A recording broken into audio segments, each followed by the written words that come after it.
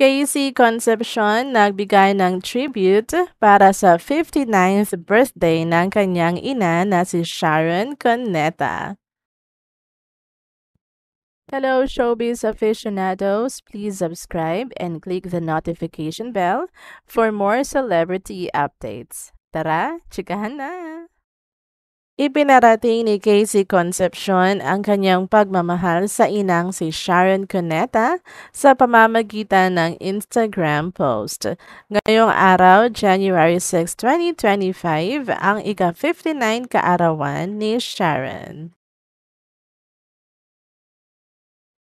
Sa message ni Casey, inulit niya ang kanyang sinabi tungkol sa ina noong mga nakaraang kaarawan nito, ang pagiging idolo niya rito. Sabi ni Casey, "Happy birthday to the woman who was always my sunshine growing up. My first best friend, my first Valentine, my secret Santa, my first idol, my one and only."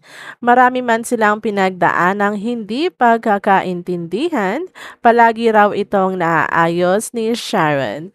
Dagdag ni Casey, "We've been through a lot together, but like a sunflower, you always manage to turn towards the light. And now, you show me how to do the same." Sa huli, sinabi niya, "I love you, my beautiful mama. Happy birthday." Komento ni Sharon, "Thank you, my baby. I love you." Naging away-bati ang relasyon ng mag-ina nitong mga nakaraang taon, pero nagkaayos sila bago pa man pumasok ang bagong taon ng 2025.